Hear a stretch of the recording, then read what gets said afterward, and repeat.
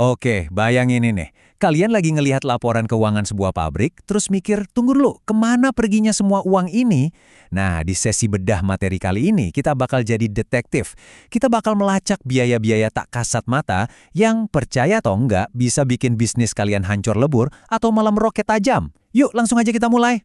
Pertanyaan gedenya gini, gimana coba kalian bisa mematok harga produk yang pas kalau ternyata setengah dari biaya produksi kalian itu nggak kelihatan? Maksudnya gini, harga bahan baku kayak baja atau gaji tukang rakit sih jelas kelihatan. Tapi tagihan listrik pabrik, gaji supervisor, atau biaya penyusutan mesin? Kalau kalian salah ngitung yang beginian, bisa-bisa kalian jual barang dengan harga rugi tanpa sadar sama sekali. Sebelum kita mulai investigasi lebih jauh, kita samain frekuensi dulu soal istilah-istilahnya. Ibarat anatomi, semuanya berawal dari biaya utama, atau prime cost. Ini tuh biaya yang paling gampang dilacak, kayak bahan baku sama tenaga kerja langsung. Terus, kita tambahin si pembuat masalah utama kita, yaitu overhead pabrik, buat dapatin biaya produksi.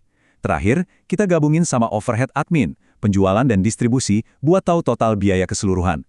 Di sesi ini, kita bakal fokus nangkap buronan yang paling susah dilacak, overhead pabrik. Ini dia rute investigasi kita. Kita bakal mulai dari membedah anatomi biaya, terus masuk ke perdebatan metode akuntansi, sampai akhirnya kita hitung-hitungan langsung buat bongkar misteri overhead ini. Masuk ke bagian pertama, anatomi sebuah biaya. Kita bakal mulai mengintai para tersangka kita.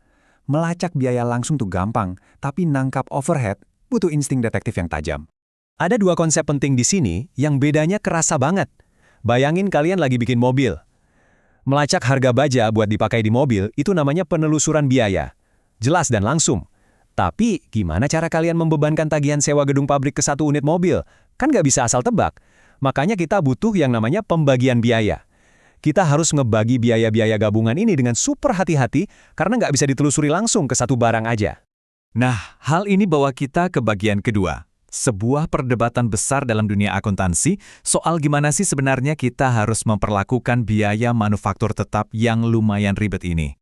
Ini perbandingan yang menarik banget. Di satu kubu, ada kalkulasi biaya marginal. Metode ini nganggap biaya tetap itu urusan periode. Artinya, biaya itu nggak dimasukin ke nilai persediaan barang. Biayanya bakal tetap ada berapapun yang kalian produksi. Makanya ini cocok buat ngambil keputusan sehari-hari. Tapi di kubu seberang, ada kalkulasi biaya absorpsi, di mana persediaan barang kalian benar-benar menyerap semua biaya pabrik. Semuanya dimasukin jadi biaya produk. Sebagai catatan, standar laporan keuangan tuh umumnya mewajibkan metode absorpsi ini buat bikin laporan keuangan publik perusahaan kalian. Terus pertanyaannya, gimana cara persediaan barang itu menyerap biayanya? Yuk kita masuk ke bagian ketiga, ibaratnya ini tur pabrik kita untuk melihat proses absorpsi 2 tahap. Coba perhatiin 4 langkah ini. Ini tuh semacam peta jalan buat ngelacak overhead yang nempel ke barang yang lagi jalan di jalur perakitan. 2 langkah pertama itu tahap 1, ngumpulin semua biaya ke pusat-pusat biaya. Terus 2 langkah terakhir itu tahap 2, mendorong biaya yang udah ngumpul tadi keluar dari pusat produksi, langsung masuk nempel ke produk yang lagi kita bikin. Panah-panah di skema ini sebenarnya lagi nyeritain prosesnya. Biaya mengalir ke pusat layanan dan produksi lebih dulu. Terus ini yang krusial banget, karena secara fisik produk itu nggak pernah masuk ke departemen layanan, biaya dari pusat layanan harus dipindah, atau ibaratnya dikuras habis ke pusat produksi. Baru deh setelah itu, gabungan biayanya didorong langsung ke produk A, B, dan C. Masuk akal kan? Sekarang di bagian keempat, mari kita gulung lengan baju dan mulai ngitung-ngitung. Kita bakal lihat gimana caranya membagi tagihan pabrik yang super kompleks ini secara adil.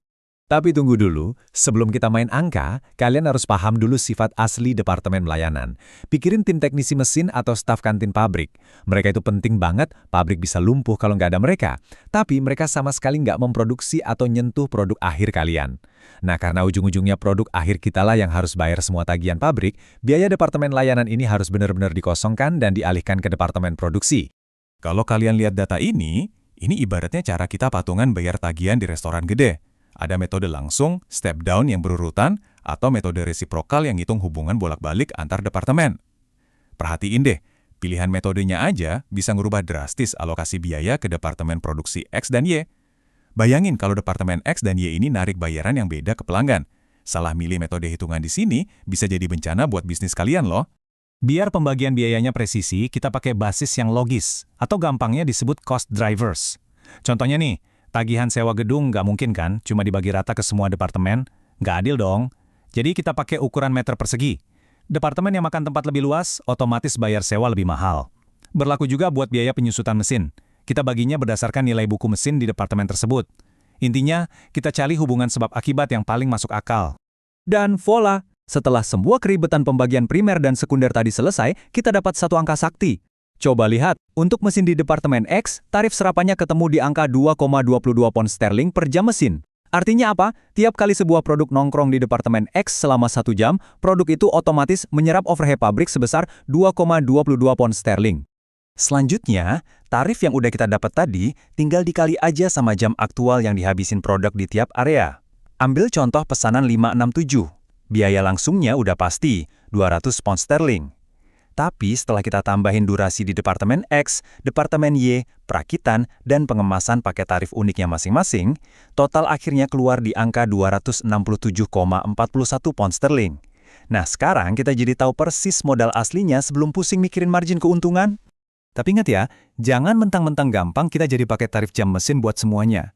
Kalau departemen perakitan kalian itu padat karya dan isinya mayoritas tenaga manusia, bukan mesin, ya basis yang paling pas buat nyerap overhead adalah tarif per jam tenaga kerja langsung.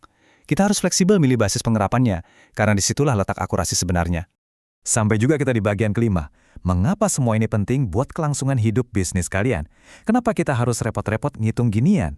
Kutipan ini benar-benar jadi peringatan keras soal hidup dan matinya bisnis kalian. Kalau proses bagi-bagi overhead ini kacau, kalian tuh ibaratnya lagi jalan di dalam gelap. Kalian bisa aja nyetop produk yang aslinya diam-diam ngasih untung gede buat perusahaan. Atau yang paling parah, kalian malah jor-joran ngejual produk yang bikin kalian makin rugi tiap kali barangnya laku. Ngeri kan?